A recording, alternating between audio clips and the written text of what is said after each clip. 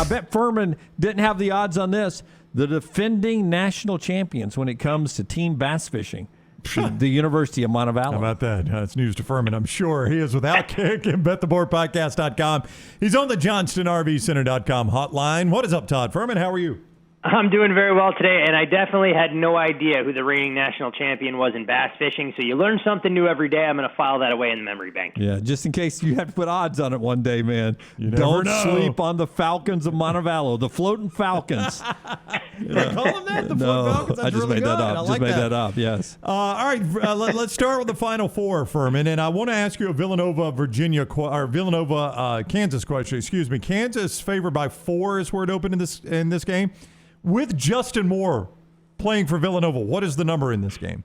You'd be looking more in Kansas in that 1.5 range. So you're talking about a 2.5 to 3 point adjustment, depending on the book for Justin Moore's absence.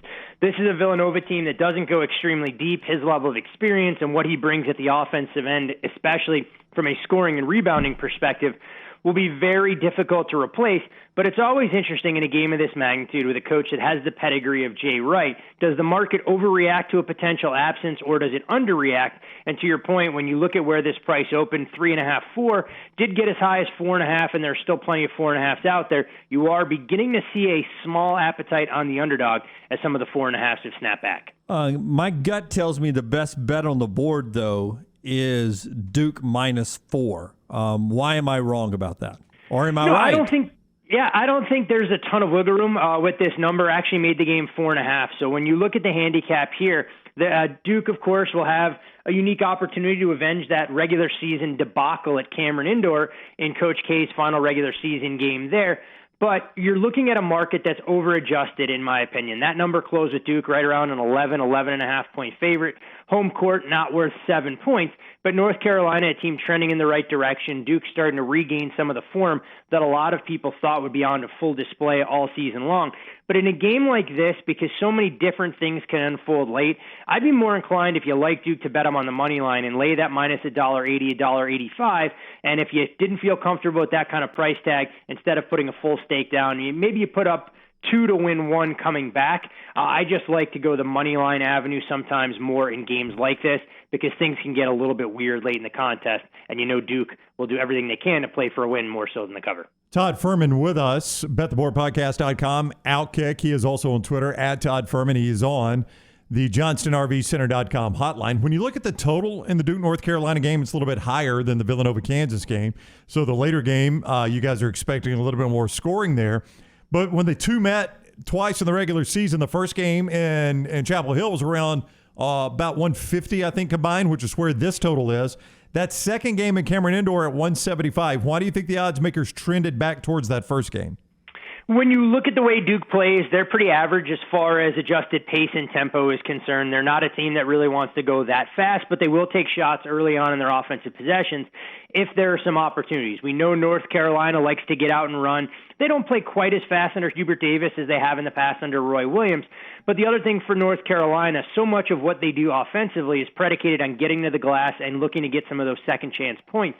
When you dig into the first two matchups between these teams, Duke did a great job of cleaning the defensive glass and not allowing North Carolina to get some of those second chance opportunities. The game that went flying over the total was an uncharacteristically great shooting performance from North Carolina, and I'm not quite sure asking that to happen again in a neutral court venue where we know shooting backdrops can be a bit of a challenge, could be a little bit more challenging, because when you look at North Carolina in that game against Duke in the regular season finale, shot nearly 40% from beyond the arc, shot better than 50% inside the paint, and you're looking at a North Carolina offense that was averaging 1.25 points per possession, a far cry above even their season average. Duke much more in line at 1.08. So if there's a little bit of regression there, some shooting woes and nerves, you could see these teams struggle to get there. All that being said, this isn't a total that I'm running to attack either over or under. Backdrop story now to this Final Four is the Stars who are trying to make it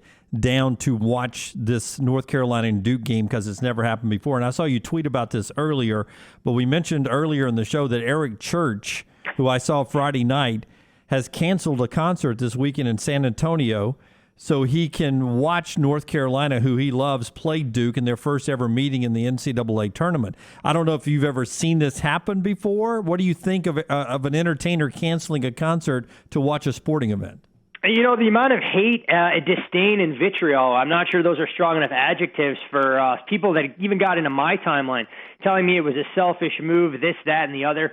You know, it's kind of a double-edged sword because obviously a performer that's out there trying to fill a big venue wants to cater to his fans and keep them happy. For those folks that are traveling long distances, have made those commitments, hotels, airline reservations, and everything else. But for me, when I see this kind of thing, I'd prefer that Eric Church is honest and upfront with those folks that were planning to attend rather than Saturday afternoon deciding that he came down with laryngitis or canceling because he was sick when the real reason was for the basketball game. You know, professional entertainers are just like the rest of us. When they have an opportunity to see some of their favorite teams in marquee games, you know, they put some of their normally scheduled obligations on the back burner. And I give Eric Church credit for being open and forthright for this because it's probably a better experience than if he stopped down the show and they flipped down the North Carolina Duke game and watched it as a group for 2.5 hours and then tried to force Church to go out there and perform if it was in the wake of a North Carolina loss and he decided to play a 15 or 20-minute set instead. I'm not here to doubt Eric Church's love for North Carolina basketball. I mean, I don't know how much he made. Rockstar, what do you think he makes from a concert, like in a venue like that? I have no idea. Millions, right? Yeah, because he's selling out everywhere. Yeah, millions. If you're that big a North Carolina fan, you don't schedule a concert during the Final Four. That would be my point. I think this just speaks to the fact that Eric Church didn't have much more belief in the heels making this kind of deep run that odds makers did, who priced them out at 175-1 to win the national title before the tournament started. So clearly this was not the best scheduling for a variety of reasons, but at the same time, even the most eternal optimist when it comes to their favorite teams knows they have some business obligations that stand in the way. And you would like to think, you know, honestly, if Eric Church wanted to do right by his fans, that there'll be a make good in some capacity for those folks that have gone above and beyond to sell out this kind of venue, because we're not talking about just a small amphitheater show for 2,500 individuals. I mean, this is a large-scale commitment that folks have made to try and go out there and see one of their favorite country artists perform live. I guarantee you most of our viewers and listeners right now, Fuhrman, do not plan anything right now on Championship Saturday in the SEC football championship Saturday, or the national championship, or the Iron Bowl. Yeah, they plan around those things. Yeah. So yes, him and his schedule makers, if he's really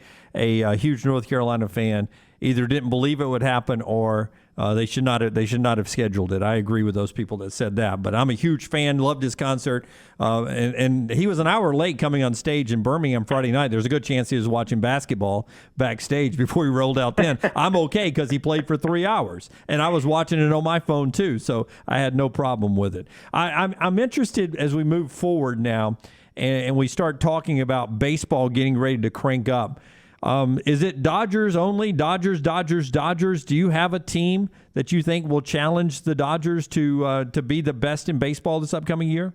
You know, I actually think the Dodgers are overpriced as far as the future market is concerned. We know that they went out and obviously bolstered their lineup, bringing Freddie Freeman from Atlanta out there to try and help give them yet another bat. We'll see what the absence of Corey Seager does. I think he's going to flourish in a new spot in Texas.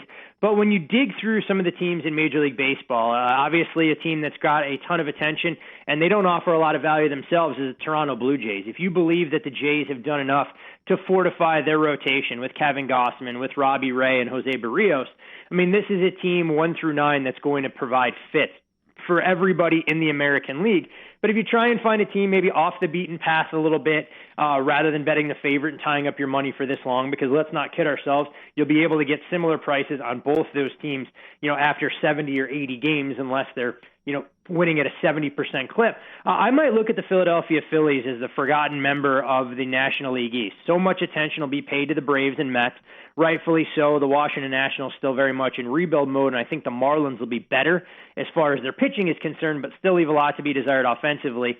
This is a Phillies team that I think did enough to bolster their lineup with Nick Castellanos and Kyle Schwarber. Rotation-wise, you still have two guys up top that I really believe in Zach Wheeler and Aaron Nola. And I think, by virtue of playing in such a tough location, this is a team that's going to offer an advantageous price in that ballpark at 20-1. I've even seen upwards of 25-1 out here. Finally, Fuhrman, before you go, I saw after Tiger's plane landed in Augusta yesterday, BetMGM dropped his odds from something like 65 to 50-1. Do you believe he plays the Masters? And I mean, the odds are he can't win this thing, obviously. I know we're talking about the greatest to have ever done it, but the guy has not played competitively in quite a while.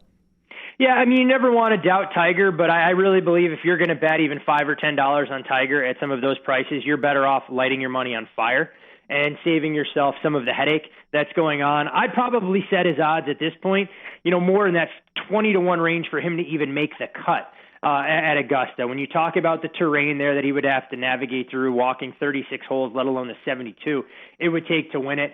Most of the books that I've spoken to have no intentions of hanging head-to-head matchup prices on Tiger, even if he plays in the tournament, because they don't think he's going to be able to hold up physically to go through it. It's a great storyline. Maybe he did it as much to let Charlie hit some balls at the range and get him even more comfortable working with Justin Thomas and such. But I find it hard to believe that Tiger will be a relevant storyline as far as competing for a green jacket when we go to Augusta next week. You guys in Vegas have the hockey and the Raiders now in the NFL. Is there future pro sports you think that are moving to Las Vegas? Because I saw you retweet earlier that the Oakview Group is building a $3 billion sports and entertainment district in Las Vegas that includes a 20,000-seat arena. Is there a plan, you think, for the future of the NBA or something else coming to town? Yeah, I mean, the story that you're referencing came out from Front Office Sports. It was a parcel of land purchased, I believe, back in February. And for those folks not that familiar with the Las Vegas landscape, this is well off the Strip. I mean, you're talking about a 10 to 12-minute drive at minimum from the south end of the Strip in Mandalay Bay at the corner of Russell Road. Now, it's at a prime intersection between the two major highways that run through Las Vegas, so it suggests to me that they're going to make a strong play for either a relocation of an NBA team or maybe even an expansion franchise. And one of the names that had been thrown around in the past was that LeBron James was very interested once his playing days were over in terms of being part of an ownership group to bring a team here.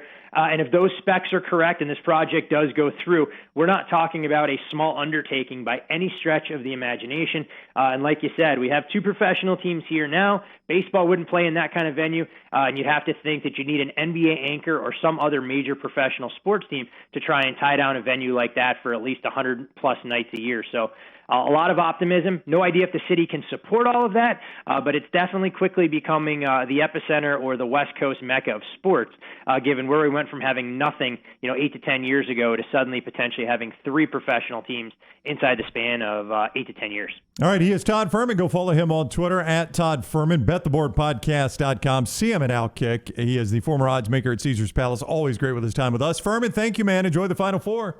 Always a pleasure, gentlemen. Enjoy the games this weekend. You too, buddy. Todd Fuhrman with us on the JohnstonRVCenter.com hotline.